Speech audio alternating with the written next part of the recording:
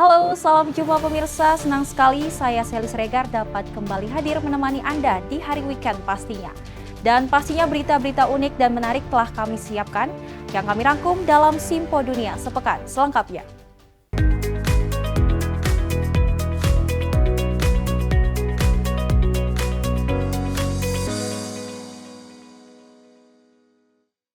Dan langsung saja pemirsa, ini ada Menteri Pariwisata dan Ekonomi Kreatif Sandiaga Uno berambisi Indonesia jadi tuan rumah konser internasional, termasuk konser Taylor Swift.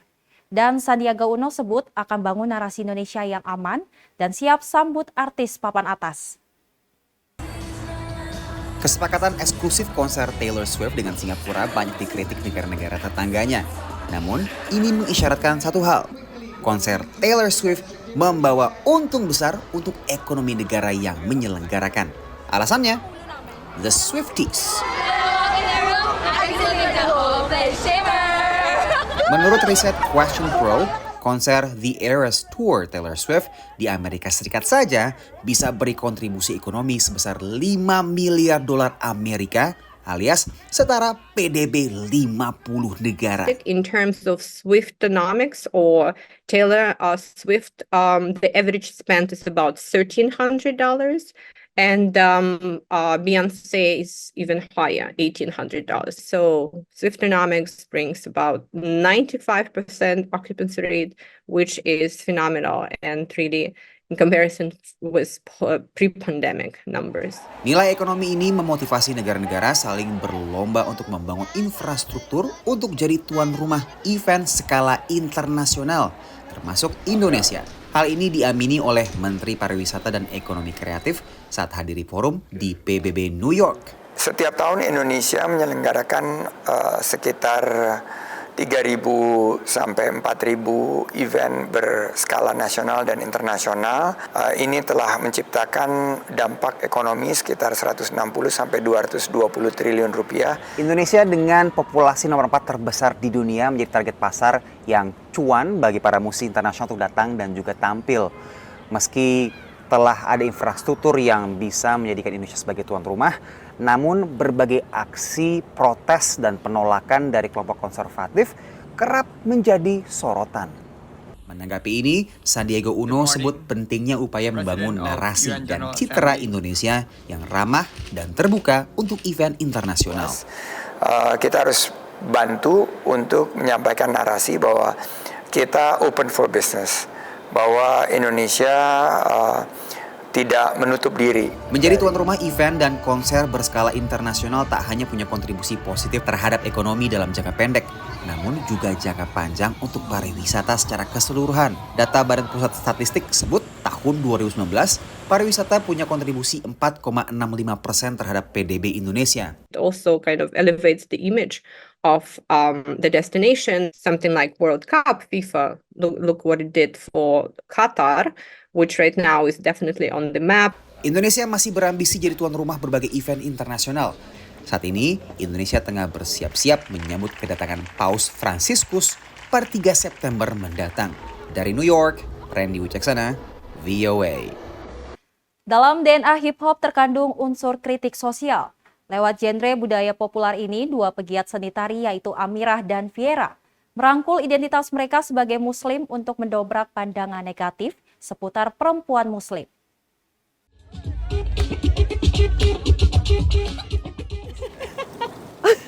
Sejak kecil, Amirah Sackett jatuh hati pada hip-hop, gerakan budaya yang lahir di The Bronx, New York. Kini, ia berprofesi sebagai penari, koreografer, dan pengajar tari hip-hop. Ia bertekad patahkan stereotipe bahwa perempuan Muslim terkekang, pasif, bahkan ekstremis. I was really kind of upset by the way that Muslim women were being talked about in the media, but I didn't see us being represented. Namanya dikenal lewat koreografi grup We Are Muslim, Don't Panic.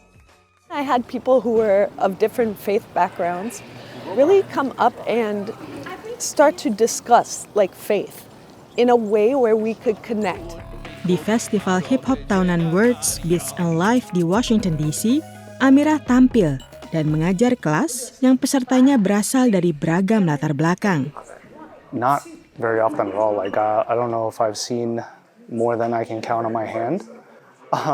So it's like it's good to see because it really does bring out like the diversity of the community. We need to break that stereotype that they are within a box and that they have to do things a certain way. They have their own lives, they have their own goals and wants and needs.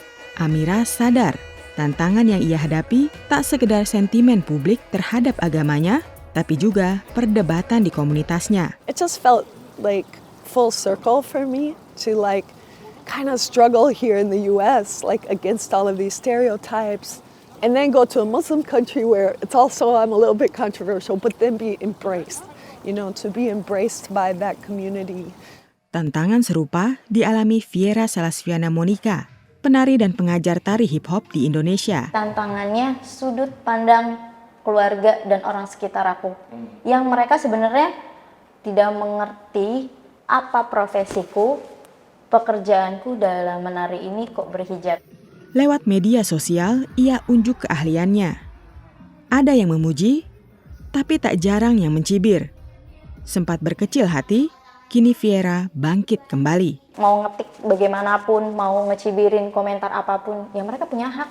Aku ya terima kritik sarannya mereka, aku dengerin, tapi bukan berarti aku yang kayak ya bodoh amat, nggak terlalu peduli. Yang aku maksud nggak terlalu mikirin ya, karena aku hanya fokus untuk mengembangkan diri aku. Upayanya berbuah manis. Ia memenangkan sejumlah kejuaraan dan ikut serta di ajang tari internasional. Baginya, hip hop adalah sarana berekspresi, bereksplorasi, dan berbagi ilmu. Dari hip hop aku bisa memberikan manfaat untuk orang lain, bisa memberi ilmu yang berguna untuk murid-muridku, yang buktinya murid-muridku yang sebelumnya mereka tidak percaya diri, tapi di hip hop di kelasku mereka belajar. Ya namanya, ayo percaya diri. Terlepas dari atribut dan identitasnya, Amirah dan Viera ingin agar perempuan bisa mengekspresikan diri lewat cara masing-masing. Dari Washington DC dan Jakarta, Bani Rahayu, Ahadian Utama, VOA. Dan kalau kita lihat pemirsa, teknologi serba manual telah lama ditinggalkan dengan adanya teknologi digital saat ini. Tetapi banyak pelaku industri teknologi tetap berminat melihat asal mula beragam teknologi. Dan sebagian diantaranya kini bisa dilihat di sebuah museum teknologi kuno.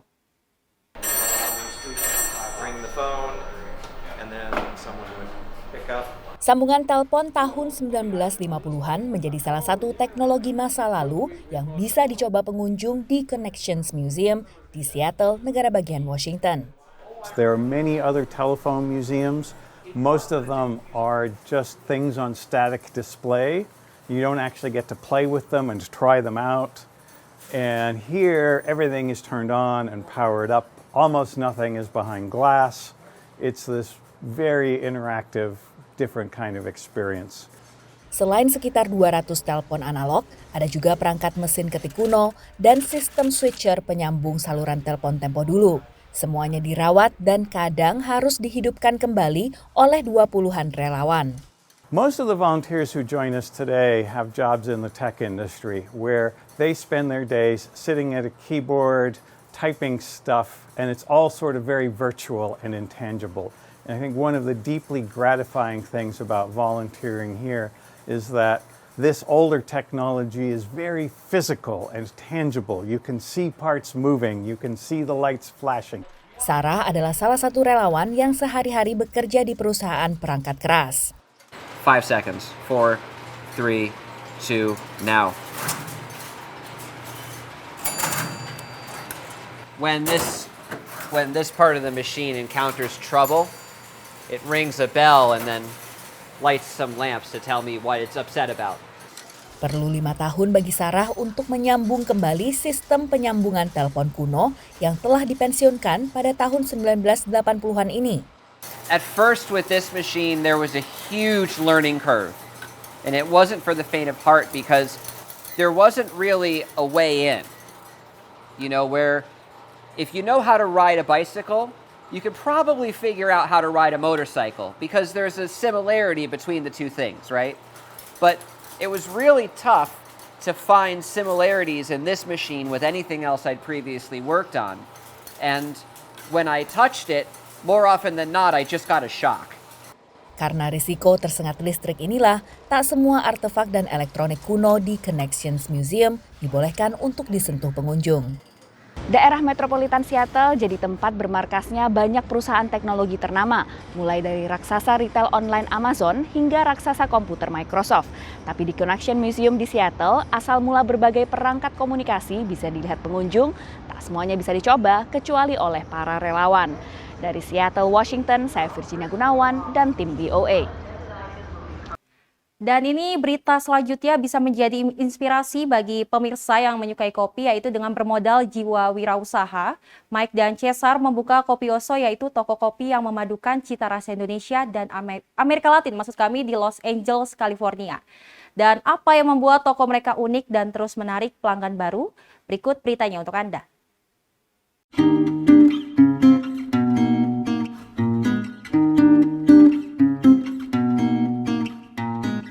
Cuaca panas terik, enaknya kalau ada es kopi susu ala Indonesia. Kita mampir ke Kopi Oso yang ada di pusat kota Los Angeles, California. Kopi Oso itu kan KOPI, jadi bahasa Indonesianya coffee kan kopi. Jadi balik lagi emang awalnya aku kan pengen mempromosikan budaya Indonesia. Jadi dari nama aja orang tuh udah tahu, oh kopi, are you Singaporean? Saya no, Indonesian. Artinya Oso tuh karena partnerku orang Meksiko, Oso tuh artinya beruang dalam bahasa Spanish ya. Impian kita tuh lumayan gede, jadi kita pengen punya kopi di tempat-tempat lain. Jadi karena kita mulai di California, lambangnya California Republic itu grizzly bear. Jadi ya kopi beruang dari California gitu. Bersama rekannya Cesar yang berasal dari Meksiko, Mika merintis usaha kopi di The Deco Building, tempat House of Explore Indonesia bermarkas. Ya, kita sewa satu tempat, jadi kita kayak semacam patungan lah gitu. Jadi satu tempat gede kita bagi-bagi. Jadi ada temanku yang jual tas dari Indonesia, baju-baju dari Indonesia, grocery store, mini grocery store Indonesia. Menu minuman yang ditawarkan Kopi Oso merupakan racikan kopi khas kedua negara. Jadi mereka tuh excited juga lihat ada menu yang mereka nggak familiar kan, dan buat aku sendiri juga seru gitu, kayak kopi susu itu kan very straightforward kan, kayak kopi susu, tapi orang Amerika tuh ngomongnya kayaknya susah banget gitu.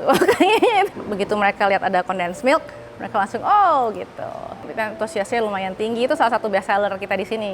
Strategi branding ini terbukti berhasil. Selain pelanggan yang biasanya sedang bekerja di ruang kerja bersama di Deco Building, mereka yang ingin mengeksplorasi rasa kopi baru ikut mampir ke Kopi Oso. I just really like the different flavors that you get in coffee from different countries. So I was really, when I looked at their website and I saw they had like Indonesian coffee, I was super interested because we don't have Indonesian coffee where I'm from.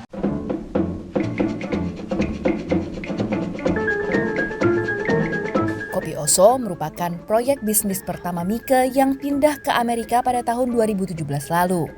Bermodal jiwa wirausahanya, ia terjun langsung mengurusi Kopi Oso. Baru pertama kali punya bisnis kan, jadi begitu orang datang tuh kita bukan seneng, kita tuh kayak, aduh kok banyak amat orang yang datang gitu, bukannya nggak bersyukur, cuman kayak gimana nih gitu. Lagian kita kan cuman baru berdua, jadi kita belum punya pegawai sampai sekarang. Kita kayak learning by doing. Jadi kayak apa nih yang basic-basic aja sih yang kita siapin sebelum buka. Jadi kan perizinan segala macem sama supplier. Begitu ada supplier yang solid ya kita langsung sama dia terus gitu. Selain memperkenalkan kopi dari Indonesia dan Amerika Latin, Mika ingin menjadikan toko kopinya sebagai tempat komunitas saling bertemu dan saling mendukung. Aku pengen semua orang yang datang ke coffee shop kita tuh, bahasa Inggrisnya kan be seen gitu. Jadi kita lihat mereka gitu. Jadi bukan cuma transaksi, oh espresso, oke, there you go. Karena aku sendiri betah di sini karena ada teman-teman Indonesia. Jadi aku ada orang-orang yang membuat lingkungan aku seperti rumah. Jadi aku juga pengen menyediakan itu buat orang lain gitu. Dari Los Angeles, California, Virginia Gunawan, Supriyono, Aryatna Budianto, VOA. Beralih ke berita selanjutnya pemirsa, dengan semboyan The Indonesian Art of Living, legenda toko barang seni dan kerajinan Indonesia di Chicago ingin mempromosikan seni kehidupan bangsa Indonesia melalui gaya hidup sehat. Tantangannya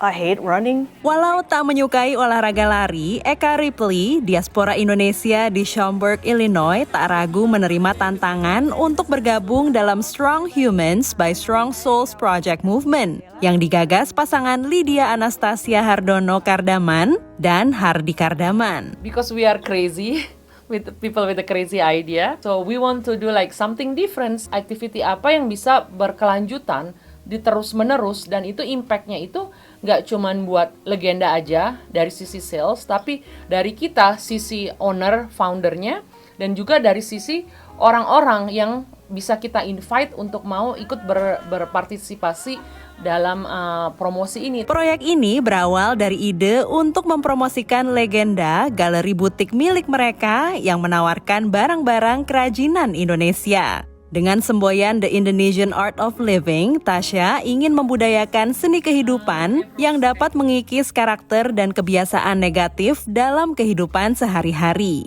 Terinspirasi oleh suaminya, lahirlah Strong Humans by Strong Souls Project Movement. Hampir tak pernah berolahraga, awal 2020 Hardi mulai ikut lomba lari 5K dan 10K, diikuti Half Marathon dan Chicago Marathon tahun 2022. Chicago Marathon udah selesai. Saya bilang, sampai kapan kamu mau lari? Terus dia bilang begini, saya lari sudah terlalu jauh untuk putar balik ke kebiasaan saya yang lama. Sekarang yang saya inginkan, saya akan terus berlari dan saya akan mengundang, mengajak orang-orang yang saya temui untuk berlari. Awal tahun ini mereka mengajak sejumlah diaspora Indonesia yang bukan pelari untuk berlatih dan berpartisipasi dalam lomba lari Half Marathon bulan September mendatang. Dari 5 orang, kini sudah ada 18 pelari pemula usia 40 hingga 65 tahun yang mereka sponsori termasuk Eka. The thing is, when she mentioned about what is the main purpose, she has this project, it intrigues me. This is for the right cause.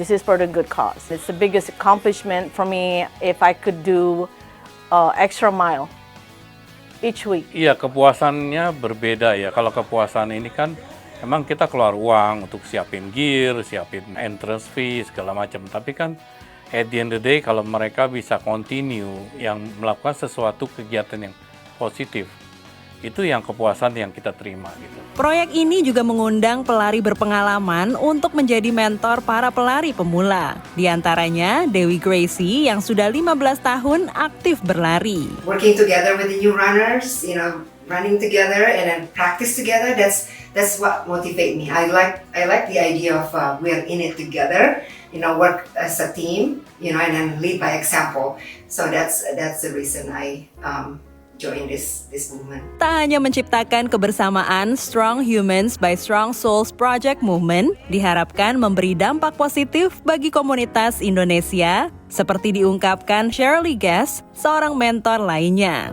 Ini benar-benar akan menyebarkan berita yang baik, hal-hal yang orang dengar gitu. Jadi ada ripples, to be a very good vibes to go out to more Indonesian people. Dari Schaumburg, Illinois, Dania Iman, Kevin Lembono, Nia Iman Santoso, VOA.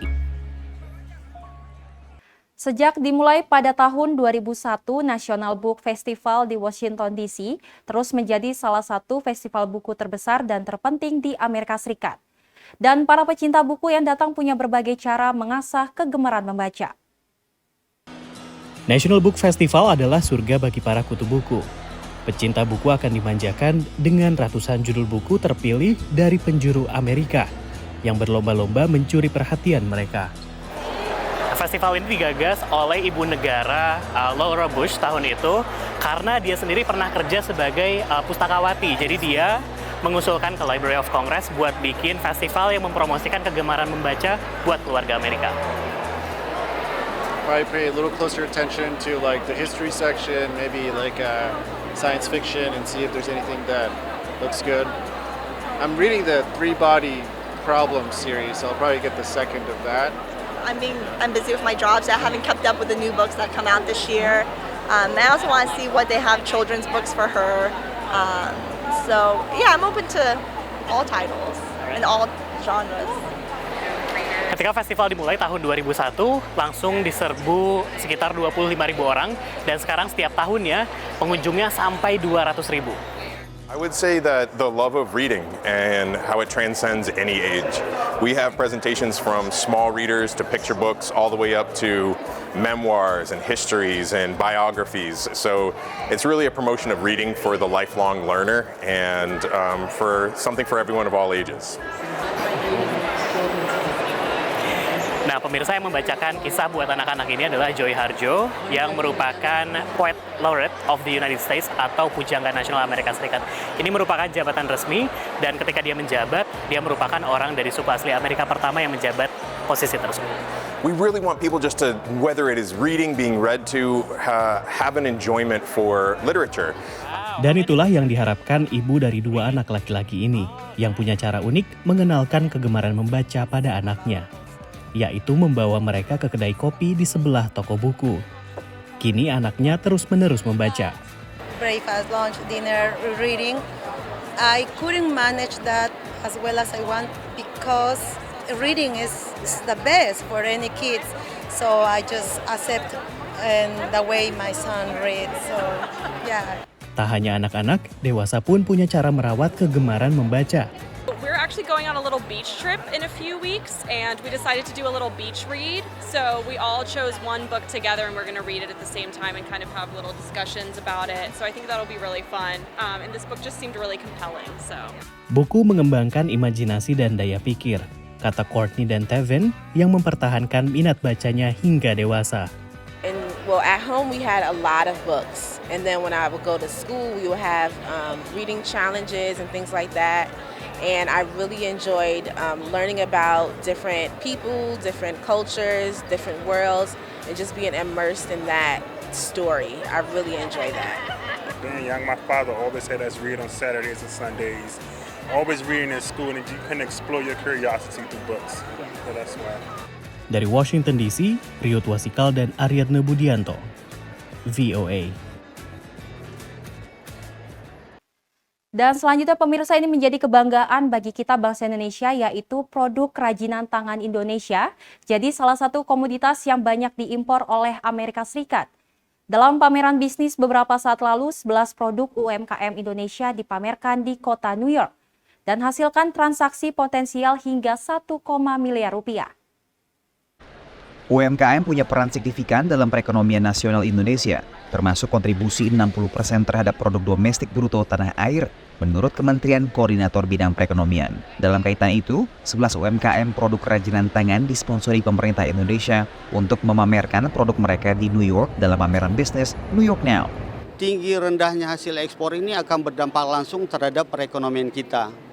Dan kalau itu berdampak terhadap perekonomian kita, berarti berdampak terhadap inflasi atau nilai tukar kita. Nah, disitulah menjadi concern utama Bank Indonesia. Beberapa UMKM sudah punya pengalaman ekspor dalam jumlah kecil, termasuk Nani Susatyo, pemilik produk dapur yang terbuat dari kapis atau kerang. Saat ini lebih banyak di dalam negeri, terus terang aja, dan mulai berkembang ke arah luar. Jadi kalau luar negeri itu sekitar 30-40%, 60%-nya lokal, Mas Yan.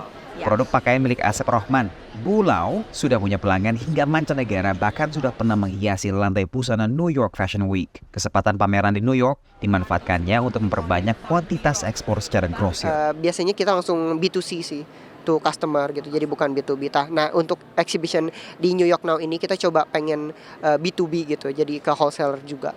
Pameran New York Now merupakan salah satu pameran kriya business to business terbesar seantero Amerika Utara. Menurut data yang kami kutip dari KJRI, sebanyak 78% pengunjung yang datang ke pameran ini punya otoritas untuk toko mereka. Menjadikan pameran ini strategis untuk UMKM Indonesia memasarkan produknya di negeri Paman Sam. Damar jalani bisnis keramik sejak 6 tahun yang lalu, dan pameran ini jadi pengalaman internasional pertamanya. Jadi untuk berkembang sampai luar negeri mungkin belum terpikir gitu ya. Tapi ya ada sedikit terbesit, tapi kecil sekali mimpi itu gitu. Di pameran ini produknya ditawar untuk ekspor hingga 4.000 piece. Sebuah tantangan dan kesempatan untuk Damar yang baru punya kapasitas produksi hingga 600 piece per bulannya. Populasi besar dan ekonomi maju membuat Amerika jadi target pasar yang bonafit ekspor, khususnya untuk produk kerajinan tangan. We're going for a certain U.S. consumer that understands that perhaps a handmade product might be a little more expensive because of the time, labor, and material that goes into that product. Produk kerajinan Indonesia sangat potensial di lahap pasar Amerika Serikat, meski tetap dihadapkan dengan masalah hubungan jarak jauh.